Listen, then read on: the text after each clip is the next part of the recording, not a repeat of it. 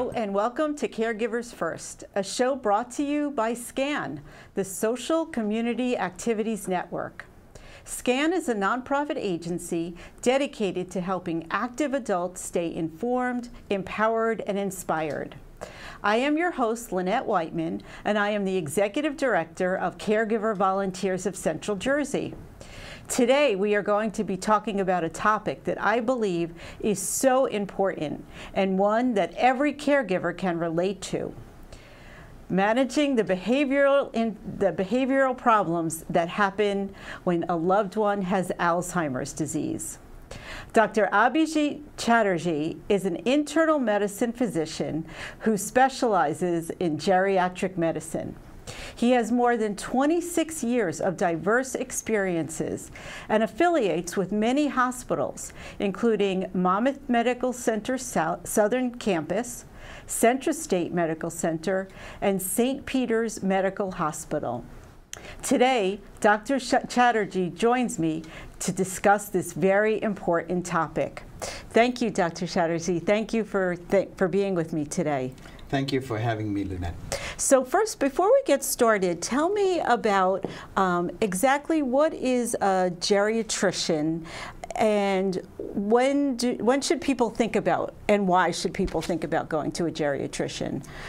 A geriatrician is usually an internist or a family physician who spends an extra 1 to 2 years learning about seniors and specifically concentrating on what we call the geriatric syndromes. The geriatric syndromes are unique to seniors, and they include topics like falls, incontinence, frailty, hearing loss, dementia, visual impairment, depression, delirium, and similar topics.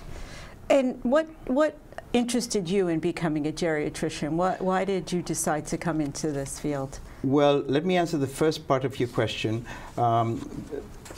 When people retire, they should seek a geriatrician, not only because a geriatrician supplements what an internal medicine or a family doctor does, but can serve as a resource for seniors. I took a liking to seniors from a very early age. I love listening to my grandparents and other seniors in my family. And when I started my residency, I fell in love with the idea of taking care of seniors. I view them as very gentle. They're never hurried. Yeah. They're always available during the week, as opposed to, only being available on weekends. So that's why I chose geriatrics, and I love it, and I'm glad I took geriatrics as a career. So when people turn like about 65, 70, that's when they should start thinking about going to a geriatrician? Yes, yeah. And they don't have to give up their primary care physician who they've have special relationships with for many years. They can see a geriatrician as an additional source of support, an additional source of resources, and an additional source of knowledge. And geriatricians can work with your primary care physicians or with your family docs and help provide better care for seniors. Oh, that's wonderful. I didn't know that you could see both and that you work together. That's great. So you mentioned that one of the things that geriatricians do specialize is care of dementia and that whole syndrome of dementia, and that's what we're going to be talking about today. And I know for a lot of caregivers that it's not the memory loss that's the part of dementia that's hard for them, it's the behavior that goes along with that disease. Can you talk a little bit about when do the behavior problems generally start in Alzheimer's, and how is the thinking of the stages of Alzheimer's disease? I know some people think of there's 7 stages, some people think there's 3 stages. How do you think about Alzheimer's disease? Well, dementia or Alzheimer's is classified into many stages depending on the classification, different classification systems, but generally we classify it into a mild stage, early mild stage, a moderate stage, and an advanced stage. depending on your cognitive as well as your functional impairments. Behavioral problems can start very early in the disease, but they become more evident later on in the illness. Sometimes the first manifestation of memory loss is erratic behavior or behavior that's not normal, and that's when cognitive impairment becomes evident for the first time. So when you say erratic behavior, explain to me what an example of that might be, that somebody might come to you and say, my husband, my wife, my mom, my dad is acting. How do you define that? Well, sometimes folks become withdrawn, sometimes they become agitated, sometimes they act confused, sometimes they become very hyperactive, or they eat a lot, or start having paranoid behavior, hallucinations, delusions. That's when you start thinking about the possibility of underlying dementia. So people come to you with those sort of things, even without saying they're forgetting their memory. That could be the first symptom that people pick up. Exactly. I remember one case where this lady who lived alone, and she'd come to me every day and say that there was somebody in her attic who sang all day long, and then when I investigated further, I found out that she didn't have an attic.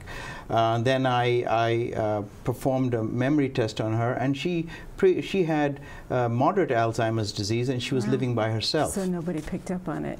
So let's talk a little bit about the troubling behaviors. I know that one of the things that we hear a lot is that the sleep patterns get reversed, where the person with dementia will be up all night and then want to sleep during the day.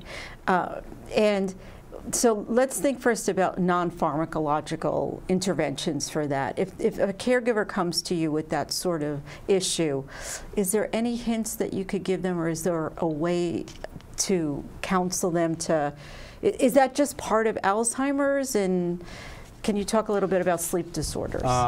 Well, if there's any kind of behavioral disturbance, non-pharmaceutical approaches are the first way to go. Obviously, when you present for the first time with a sleep disturbance, one would have to rule out medical conditions that might be existing, an infection, dehydration, pain. After we address that, then we look at the environment to see if there are environmental factors that are affecting the sleep-wake cycle. Then we counsel caregivers about altering the environment. As far as sleep is concerned, the first step in addressing this problem, after we have addressed any medical condition or any medications that may cause sleeplessness, is what we call sleep hygiene. Sleep hygiene includes providing a structured time. For example, getting up at the same time every morning, going to bed at the same time every day, every night, having a comfortable sleeping environment, making sure that they don't take anything stimulating prior to going to bed, and make sure that they are comfortable in their own environment, that they're not in pain.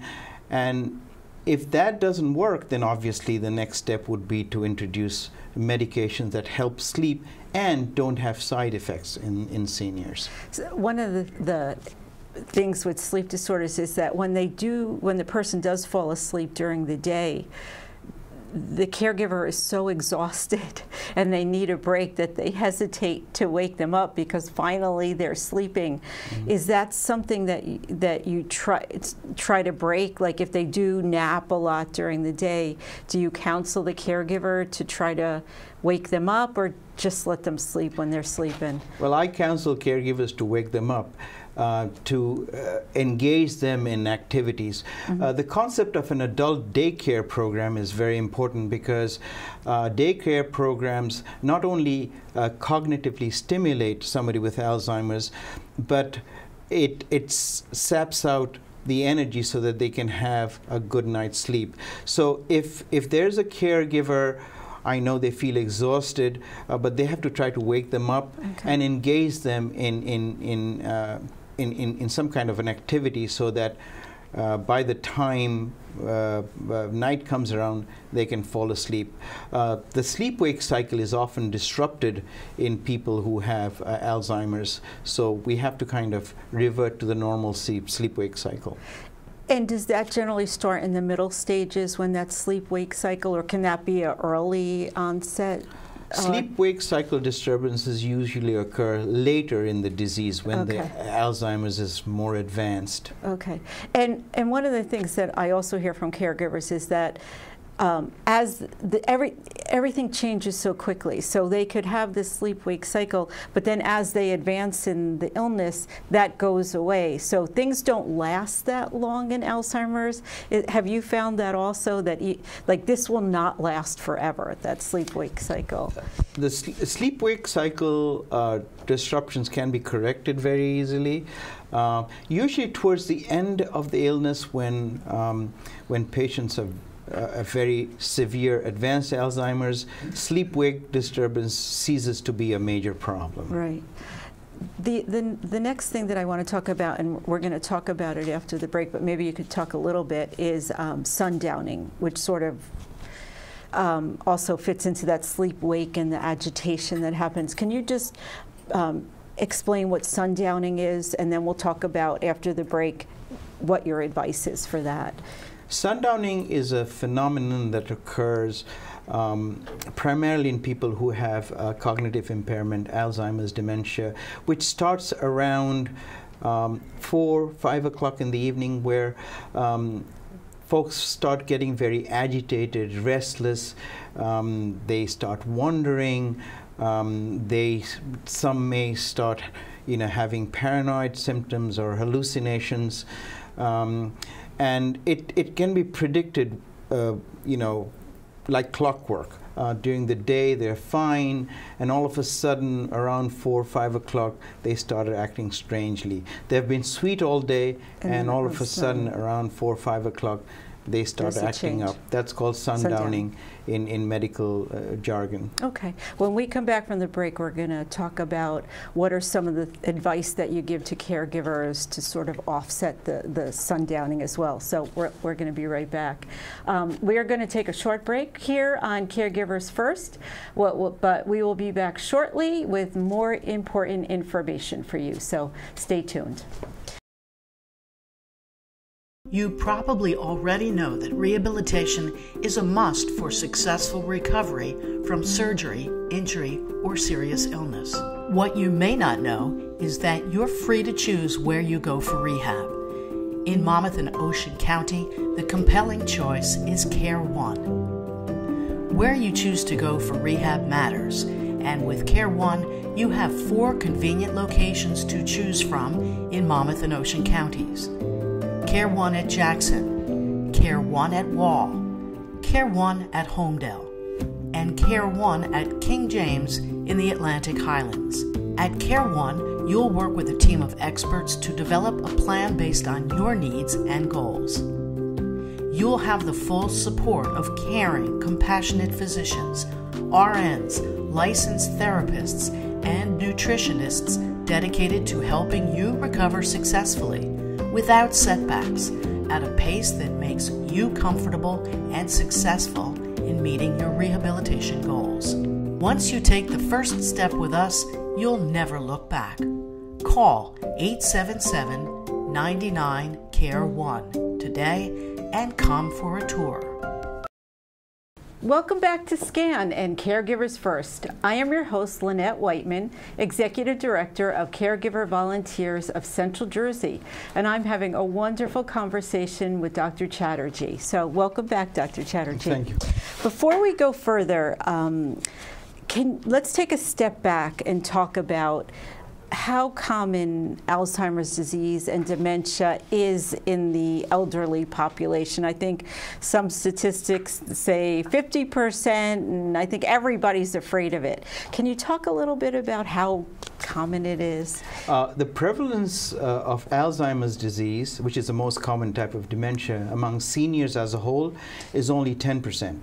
However, as you get older, the incidence increases. So by the time you hit 85, almost 40% of seniors have Alzheimer's disease or some sort of dementia. So long life is the risk factor then, Long right? life is a risk factor. Like any other illness, like arthritis, the longer you live, the more likely you're to getting But Alzheimer's. prior to 85, it's about a 10%.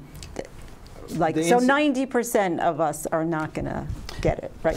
Yeah, or hopefully. If you get to the age of 85, 50%. It's a flip of a coin. Wow. Okay.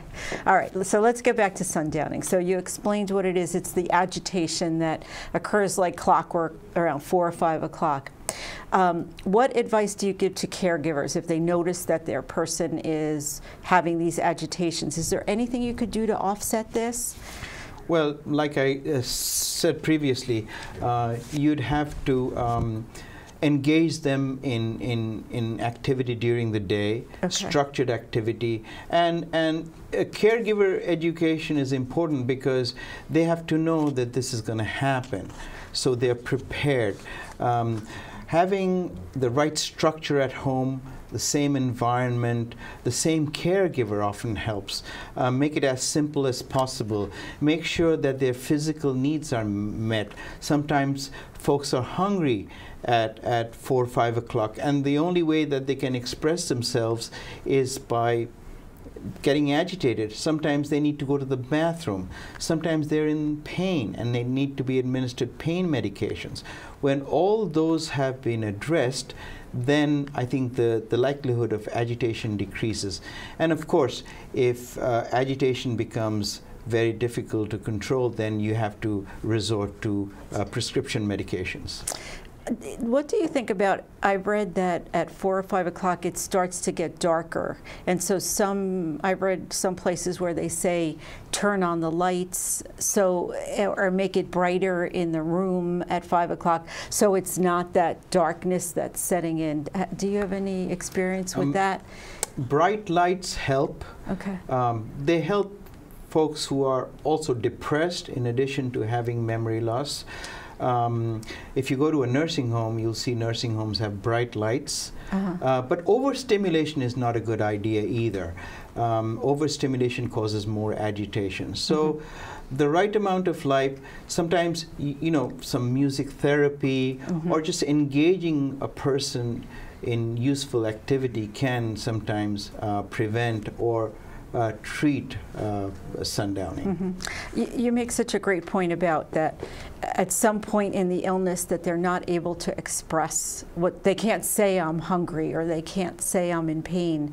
So if a caregiver is noticing those sort of changes, take their loved one to a doctor so they could see sometimes UTIs, right? Urinary tract infections. There won't be symptoms, but that would cause something.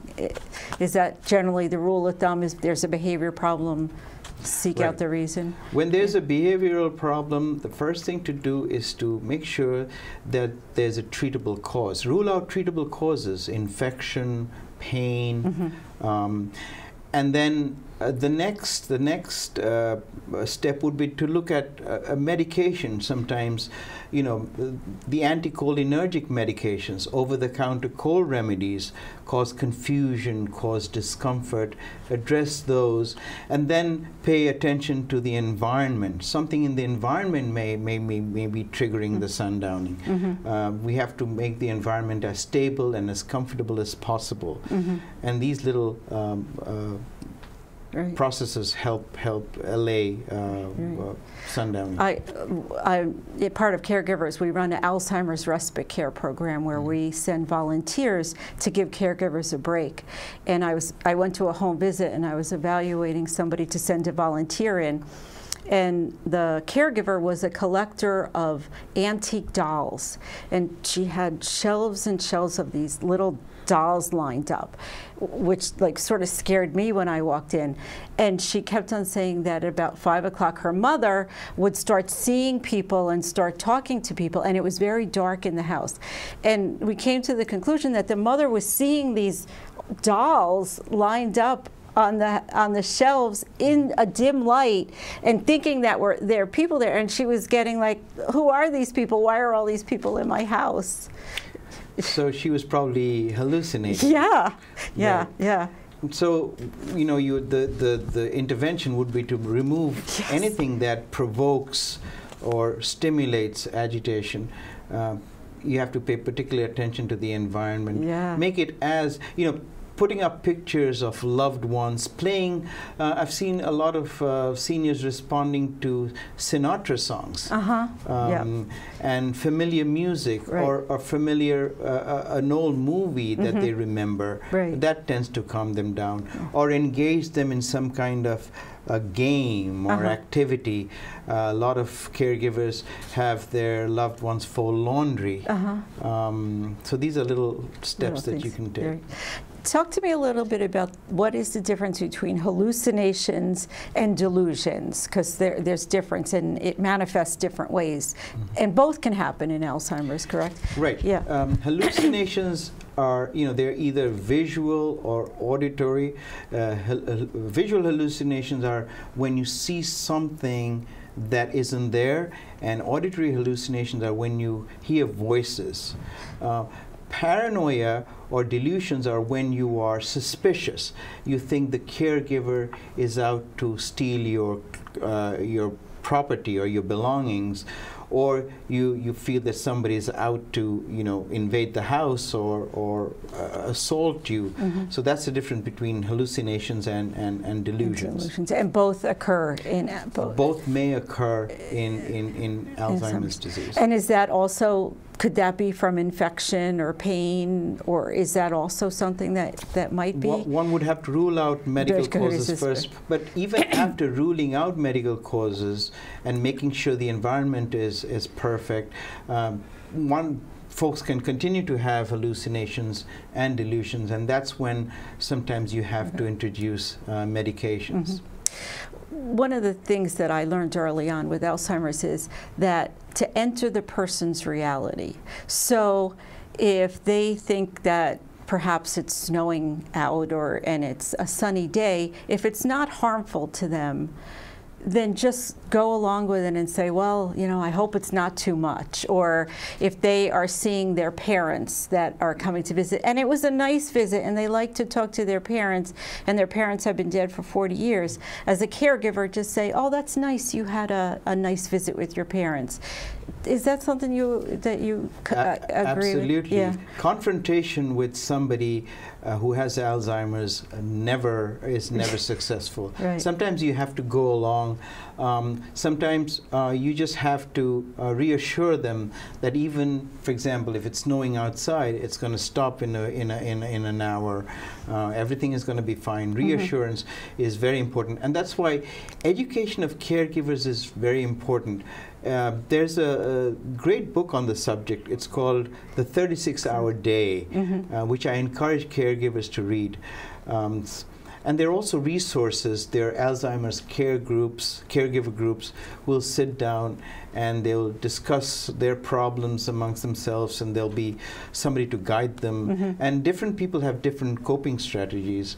And you know, when you learn from other caregivers, you develop your own coping mechanisms. And I could see why going to a geriatrician is so important, because you get this extra level of training. You deal with this all the time. You probably are going to conferences all the time about this.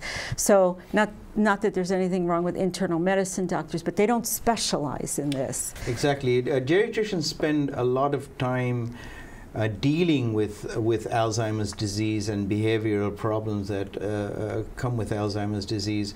And like you said, they know what the resources are available in the community. Geriatricians geriatric centers like the James and Sharon Mader Geriatric Institute at Monmouth South have a social worker on site. They have nurses that will actually make home visits and make sure that the environment is adjusted so that the incidence of sundowning is reduced or diminished. Right. And during the break, we were talking about how there is really no good medication right now for Alzheimer's disease. I guess right now there's 3 medications on them that have been approved, FDA approved, for if somebody's been diagnosed, and basically they slow.